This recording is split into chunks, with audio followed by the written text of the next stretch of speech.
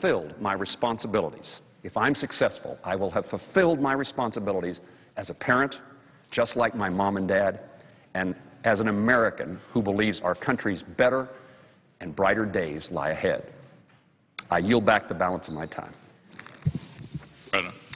The Republican leader is recognized. Mr. President, I just want to congratulate our new senator from Kansas for his inspiring first speech to his colleagues, and suggest that it seems like we have a new senator from Kansas in the tradition of Bob Dole and Sam Brownback and Pat Roberts.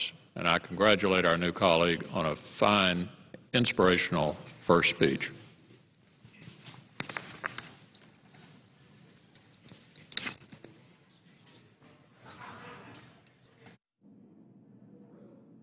Senator from Kansas. Clerk will call the roll. Mr. Akaka.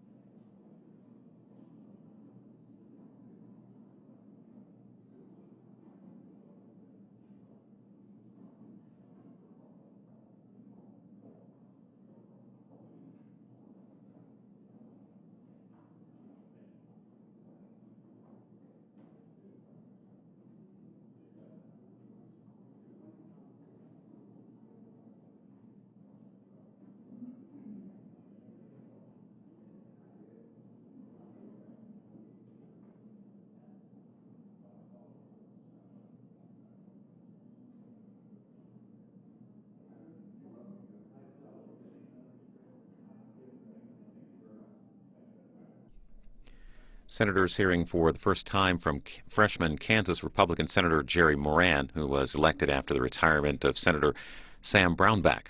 Next Tuesday, the Senate will hear the second maiden speech from Indiana Senator Dan Coats, who served previously from 1989 to 1999. Right now, Secretary of State Hillary Clinton is testifying on the State Department budget. During the hearing this morning, she announced that she's heading to Cairo and Tunis, where she's expected to meet with members of the transitional governments there, as well as members of the Libyan opposition. You can see that hearing right now on C-SPAN. It is also available online in its entirety at cspan.org. And later this afternoon, we'll hear remarks from SEC Chair Mary Shapiro. She is testifying before a House Oversight Committee on Wall Street reform. That'll get underway at 1:30 Eastern. That will be online also on our website, cspan.org.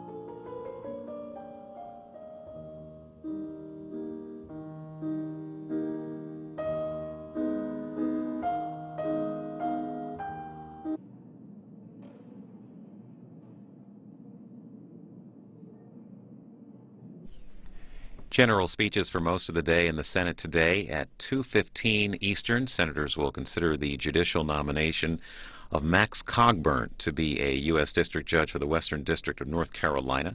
Up to 15 minutes of debate on that, and then a vote at 3 p.m. Eastern on the nomination. This morning, the House Homeland Security Committee is holding the first in a series of hearings on the issue of radicalization of American Muslims. Committee chair is Peter King of New York. He gavelled the session to order just after 9:30 this morning. It's showing right now on C-SPAN 3. 4 panels will be heard, including testimony from Minnesota Congressman Keith Ellison. He's one of 2 Muslim members of Congress. Congresswoman Sheila Jackson Lee is one of 60 House members who called for the hearings to be canceled. Again, live coverage of that on C-SPAN 3 right now, with a re-air scheduled for 10 p.m. Eastern on C-SPAN.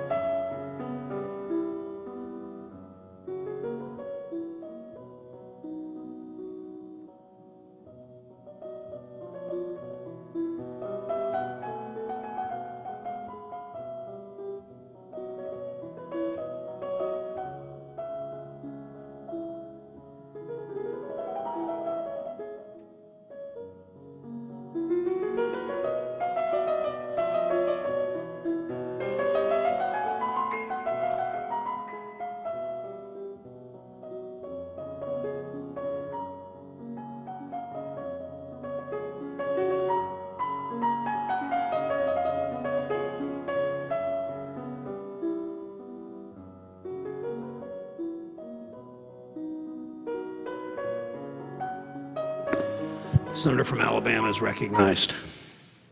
Mr. President, we had 2 important votes. Senator is notified that we're in a quorum call. I thank the chair and would ask that the quorum call be dispensed with. Without objection, so ordered. Mr. President, we had 2 important votes yesterday on what we're going to do about the surging debt that this nation is incurring and the dangers that debt poses to the future health of our economy, prosperity of our people, the employment of our people. And we had a debt crisis, financial crisis in 2007 that we still haven't recovered from. It damaged us. It damaged American individuals. There are people unemployed today in large numbers because of that, and we haven't yet recovered from it. We have some growth, but we've not come out of it. And we've got to deal with that in a serious way. So the proposal was, as passed by the House, to reduce the spending for the rest of this 7 months in this fiscal year ending September 30th by $61 billion. And our colleagues in the Senate proposed to do nothing, basically, $4.6 billion reduction in spending over the rest of this fiscal year. That's an unacceptable number. Perhaps we can disagree over where cuts ought to occur, but it's critically important at this time in history, as I will discuss, that we take real action that sends a message and that actually saves money. Not Washington speak about saving money, but real savings in money. And we can do that. Every city, county, and state is doing that all over the country and far bigger reductions in spending than we're discussing here. So the House proposal was to reduce discretionary spending $61 billion, which is about 6% reduction in the planned spending level. That's not going to destroy our country. It's still well above the levels we were spending in 2008, but that's $61 billion. When calculated over 10 years, because it reduces the baseline of our government spending, when calculate a net savings of $862 billion, counting interest, because it's that $61 billion every year plus the interest.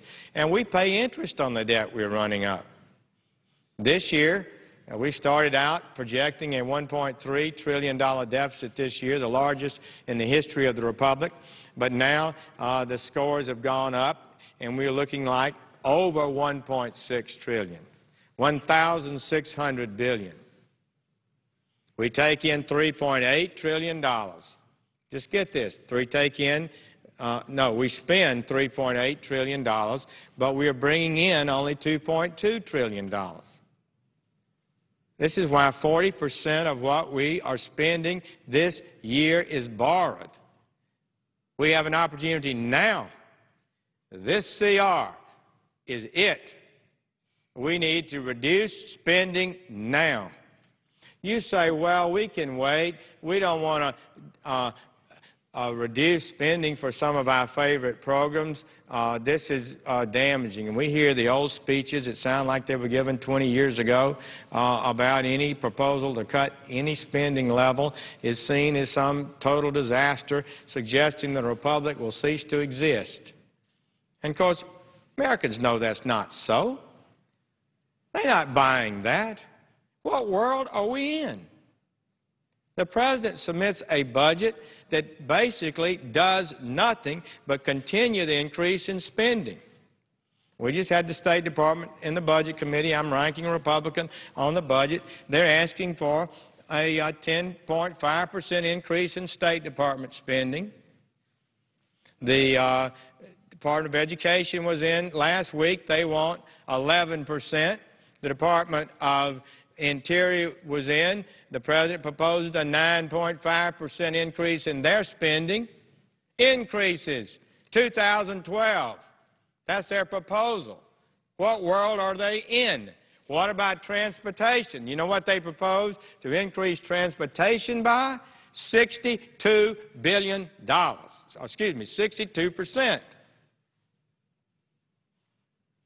This is, what world are we operating in? All right, you say, you're just exaggerating. It's business as usual. We don't have to make any changes. We need to make investment sessions. This country needs to have more investments. State Department's had a 33% increase in 2 years. Education departments had a 30% increase. I mean, when does it stop?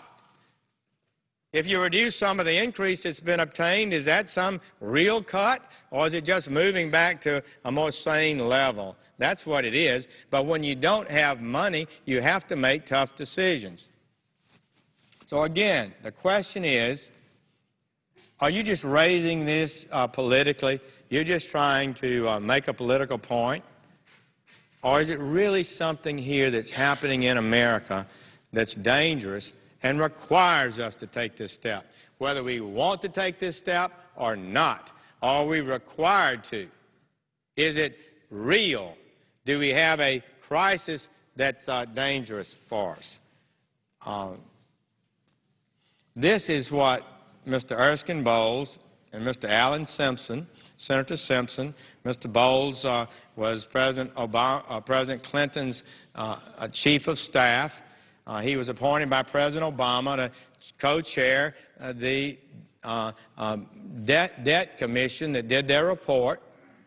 This is what he said day before yesterday, both of them. This was a signed joint statement to the Budget Committee day before yesterday. We believe that if we do not take decisive action, our nation faces the most predictable economic crisis in its history. Close quote. Are these extremists? They spent months studying the crisis the nation is in, what it takes to get us out of it. They proposed some substantial changes in what we're doing. And just yesterday, they said we're facing a crisis, the most predictable this nation has ever faced in its history. In other words, you can see it coming. People say, oh, it won't happen to us. Well, they should probably pick up the book, This Time It's Different, by Professor Rogoff at Harvard and Reinhardt at, I believe, one of the other great universities. And their book proposes and shows how governments, sovereigns, get into financial trouble and how quickly bad things can happen. And the title of it should tell you something. The title is This Time It's Different. And the title suggests that all of these great financiers in these countries that ran up too much debt never thought it was going to happen to them. And when people raised questions, they said, don't worry, this time it's different. Well, is this an extreme book? Is this a dangerous book? Because they say that when your debt, based on history and worldwide studies, reaches 90% of your total economy, your total debt equals 90% of your GDP. Your economy, on average, loses 1% growth and is at risk of a catastrophic adjustment, some sort of crisis. Well, what percent of GDP are we now? We've gone over 95%, and the experts tell us that by September 30th, when this fiscal year ends, we'll be at 100% of GDP. So is this some sort of fear-mongering talk, or are we just dealing with reality? Are we really facing a crisis that we can see plainly in front of us? I suggest it is. Mr. Geithner, President Obama's Secretary of the Treasury, unlike his budget director, also testified before the Budget Committee, Mr. Geithner was more frank. When asked, did you agree with the Rogoff study? Is that a sound study? Yes, I believe it is. And then he said this, frankly, I think it understates the risk. Understates the risk. And when asked about that, he said basically there can be systemic immediate shocks that occur that are unpredictable, just like in 2007 when all of a sudden we went from a boom to a bust. And things happen in Greece, Ireland, Iceland. These things can happen in this modern world of electronic financial transfer very, very quickly. Now, I believe we can prevent this. I believe we can prevent it. But we've got to take action or we are heading in the wrong direction. Well, did you notice the news yesterday? Bill Gross, who runs the world's biggest bond fund at Pacific Investment Management, the total, the big bond fund, announced that they had totally eliminated U.S. government-related debt from their flagship fund. Quote, as the United States government projected record deficits. So that's a big development, frankly. I mean, he manages more money than anybody in the world, I guess, in the history of the world. He's eliminated government debt from the total return fund. And that was just announced. So is that something we should be concerned about? I think it is, because who's going to buy our debt? Who will buy our Treasury bonds at now 10-year bonds at 3.5% or so interest? People get worried about your debt. They sell their bonds. Who's going to then buy them? Where are we going to get people to buy our bonds without paying higher and higher interest rates? And, well, is our crisis coming upon us? Let me share with you the testimony that Mr. Simpson and Mr. Bowles gave to the Budget Committee just 2 days ago. This is what Mr. Bowles said, co-chairman appointed by President Obama. He's very worried. Quote, "This problem is going to happen. It is a problem we are going to have to face up to in maybe 2 years, maybe less, maybe a little more." Close quote. He's talking about a crisis. He said it's the most predictable crisis the nation's ever faced. He's pleading with us to get off the course, the unsustainable path we are on. And then what about Alan Simpson, the great distinguished senator from Wyoming, who's so frank and articulate in his expressions? He's always a delight to hear. This is what he said, quote, "I think it will come before 2 years.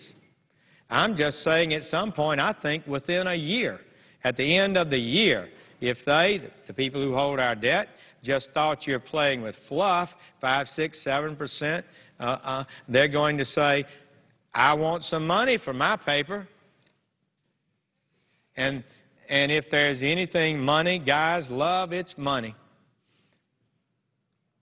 And money guys, when they start losing money, panic. And let me tell you, they will. It won't matter what the government does then. They'll say, I want my money. I've got a better place for it.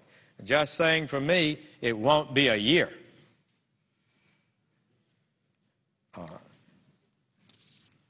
Do we have a time agreement on this? His time was expired some time ago, but limited to 10 minutes if he can finish up. I thank the chair, and we'll wrap up and ask for 2 additional minutes. Without objection, so ordered. So let me add a few more things that have happened.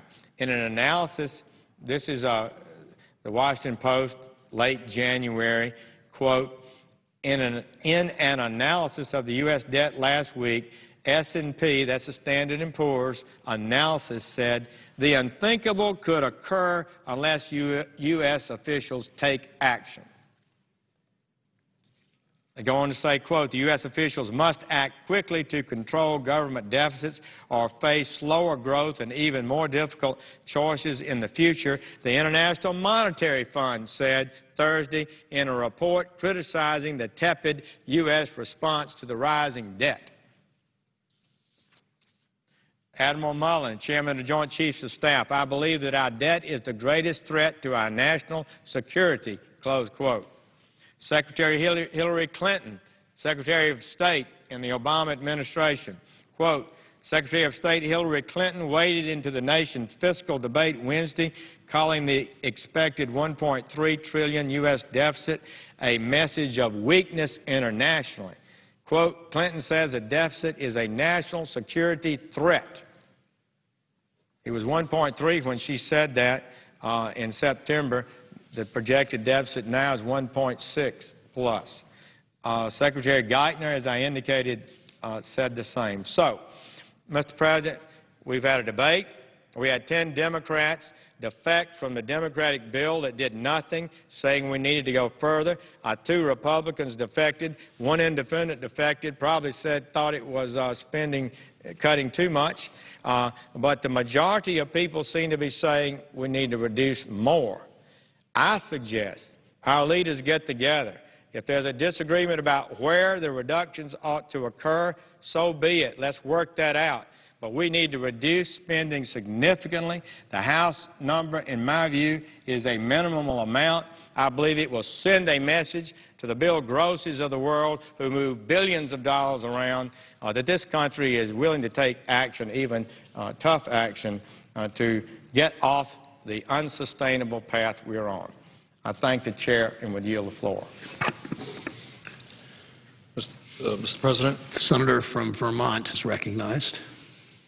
Mr. President, I'm going to try to bring this budget debate down to earth and talk a little bit about the reality of what's happening and go beyond a lot of numbers that are out there. My good friend from Alabama, who sits with me on the Budget Committee, makes the point that this country has a severe budget crisis.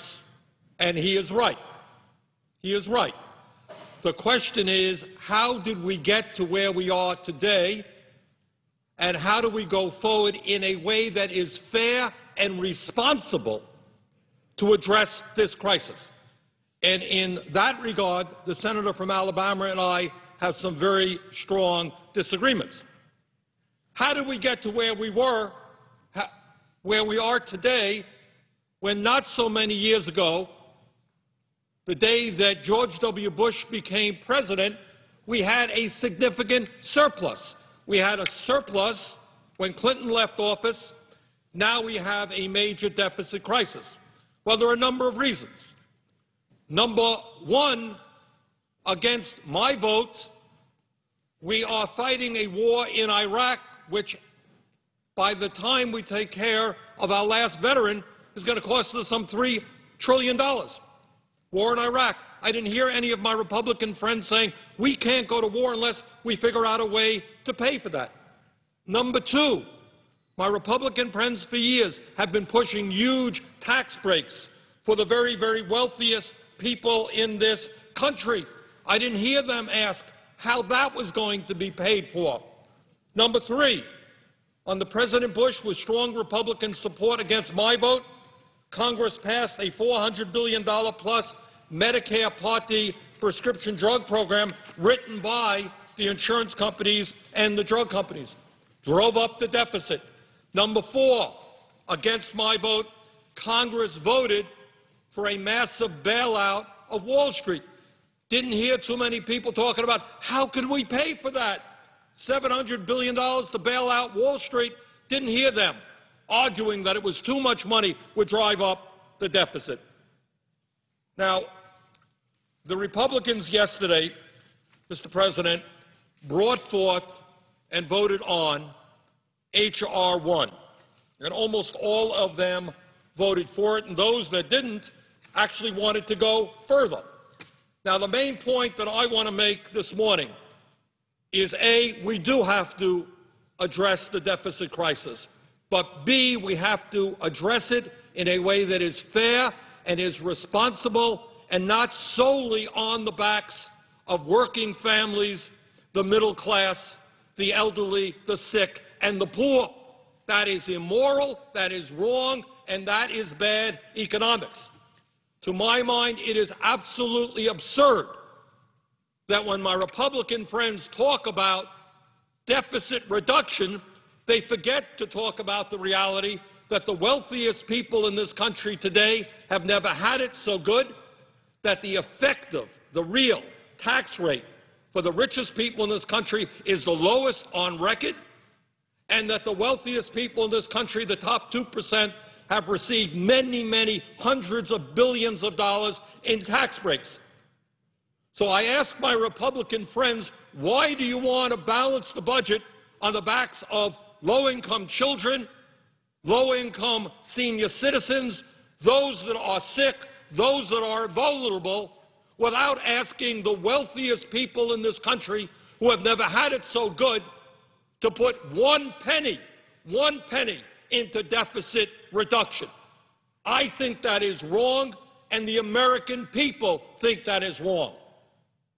When we talk about deficit reduction, we have got to talk about shared sacrifice, everybody playing a role, not just little kids, not just the elderly, not just the sick, but even, dare I say it, people who have a whole lot of money and who have never done so well. Mr. President, I have not been impressed at how the media has been covering this issue, because I think they have not made it clear to the American people how devastating the cuts are that the Republicans want to impose on working families. Let me just very briefly tick some of them off. The Republicans want to throw over 200,000 children off of the Head Start program. Every working family in America knows how hard it is today to come up with affordable child care, early childhood education. We have the highest rate of childhood poverty in the industrialized world. Republican solution is slash Head Start by 20%, cut 218,000 kids off of Head Start, and lay off 55,000 Head Start instructors. Mr. President, you well know that the cost of college education today is so high that many young people are giving up their dream of going to college, while many others are graduating deeply in debt. Republican solution, slash Pell Grants by $5.7 billion and reduce or eliminate Pell Grants for 9.4 million low-income college students. Middle-class families, working-class families, you hear that? We're going to balance the budget by either eliminating or lowering Pell Grants, the ability of young people to go to college for over 9 million college students. Now, I know in my office we get calls every week from senior citizens, people with disabilities, widows, who are having a hard time getting a timely response toward their Social Security claim. Takes too long to process the paperwork. What the Republicans want to do is slash the Social Security Administration, the people who administer Social Security for seniors, for the disabled, for widows and orphans, by $1.7 billion. And that means 500,000 Americans who are legally entitled to Social Security benefits would have to wait significantly longer times in order to receive them. Mr. President, we have 50 million Americans who have no health insurance today. 45,000 Americans die because they don't get to a doctor on time. Last year, as part of health care reform, I worked very hard with many members of the Senate to expand community health centers so that more and more low and moderate income people could walk into a doctor's office, get health care, dental care, low-cost prescription drugs, mental health counseling. Republicans want to slash in H.R. 1, the bill they voted for yesterday. They want to deny primary health care to 11 million Americans at a time when state after state is cutting back on Medicaid. What are you supposed to do if you're 50 years old, you have a pain in your chest, you don't have any health insurance? Where do you go? And Republicans want to deny health care to another 11 million Americans. Mr. President, for the poorest people in this country, community services block grants provide the infrastructure, the ability to get out emergency food help, emergency help to pay the electric bill. LIHEAP, they are the infrastructure in this country that protects the poorest and most vulnerable people. Republicans want to slash $405 million from the community services block grant. That is wrong, and the President's proposed cut to the community service block grant is also wrong. We have, in real terms, 16% of our population today, our workforce, is really unemployed. If you add together the official unemployment, those people have given up looking for work, those people who are working part-time want to work full-time. Republicans want to slash $2 billion in federal job training programs. Republicans want to slash $400 million in LIHEAP. In LIHEAP, that is the program that in my state and all over this country enables people to stay warm in the wintertime. We have a lot of senior citizens in the state of Vermont getting by on $13,000, $14,000 a year income. They need help. It gets cold in Vermont. It gets 20 below zero. You got to stay warm. People don't have the income. LIHEAP has been a very valuable tool. Republicans want to slash $400 million for LIHEAP. They want to slash the EPA, Environmental Protection Agency, by 30%. These are the people who have successfully enforced the Clean Air Act, the Clean Water Act, so that the air we breathe doesn't give us asthma, doesn't provide us with the soot which makes us sick. Clean Air Act has been an enormous success in cleaning up our air. Republicans want to slash that by 30%. Republicans want to cut the women and infant nutrition programs. This is the program that provides, the WIC program, that provides supplemental nutrition programs for women, infants, and children. They want to cut that by $750 million. Poverty in America is increasing. What we understand is that pregnant women and little kids do not get good nutrition, the likelihood is that they're going to get, that the births might be low weight or the little babies might come down with illnesses if they don't have good nutrition. Poverty is increasing, and yet the Republicans want to cut the WIC program by $750 million, 10%. Title I education funding. Everybody understands we have problems with education right now, large dropout rates. Republicans want to cut $5 billion from the Department of Education. On and on and on it goes. Now, what do I think? Do I think that it is appropriate that we balance the budget on low-income pregnant women and infants who need nutrition? Do I think you should throw 200,000 kids off the Head Start program? Do I think you cut the Social Security Administration severely? Do I think you cut Planned Parenthood, which has done such a good job in preventing unwanted pregnancies? Does that make sense? I don't think so. I don't think that is good for America. But I do believe we have to move toward a balanced budget. So what is one way to go forward other than savage cuts on programs for the most vulnerable people in this country? And that is, I think we have got to begin talking about revenue, not just cuts. Mr. President, today I will be introducing legislation which does two things. Number one, it creates a millionaire surtax, which will be used strictly for deficit reduction. It will be a 5.4% surtax on income over $1 million. That says that all income, all households that have income of over $1 million will pay a 5.4% surtax on that income, which will go into an emergency deficit reduction fund.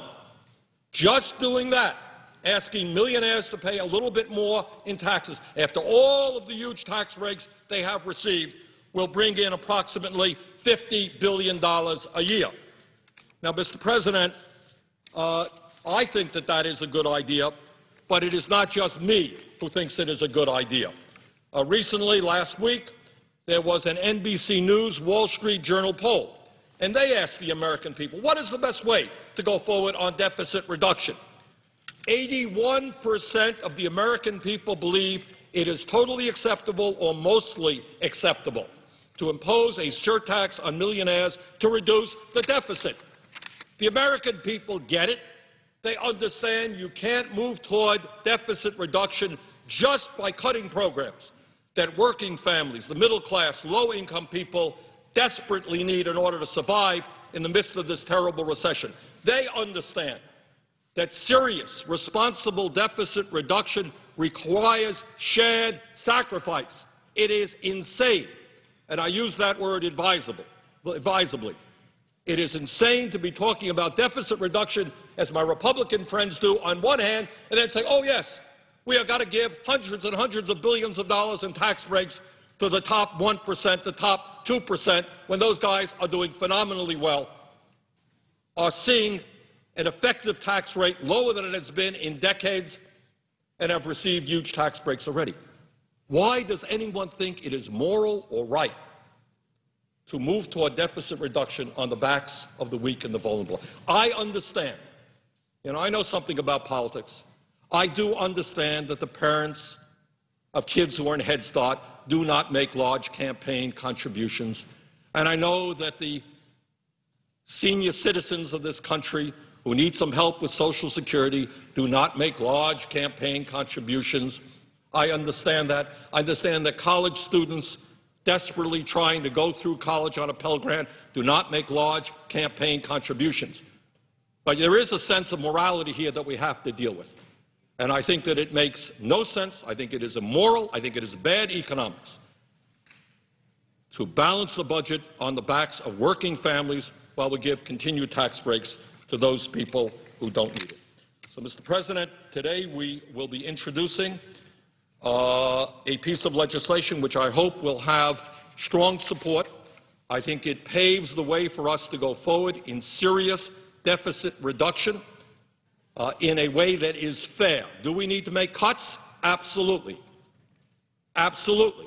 But do we also need to ask the wealthiest people in this country to start contributing to a deficit reduction? I think that we do. So once again, the legislation that I've introduced today creates a millionaire's surtax of 5.4%, which would bring in about $50 billion a year to be used exclusively for an emergency deficit reduction fund. And we also end tax breaks for big oil and gas companies, which are bringing about $3.5 billion a year. Over the past decade, the 5 largest oil companies in the United States have earned nearly $1 trillion in profits. Meanwhile, in recent years, some of the very largest oil companies in America have paid absolutely nothing in federal income taxes. In fact, some of them have actually gotten a refund, a rebate from the IRS. So that is my plea. My plea is that, yes, the need for deficit reduction is real. It is urgent. Let's go forward. But let's go forward in a way that is fair and responsible and not simply on the backs of the most vulnerable people in this country. And with that, Mr. President, I would yield the floor and note the absence of a quorum. The clerk will call the roll. Mr. Akaka.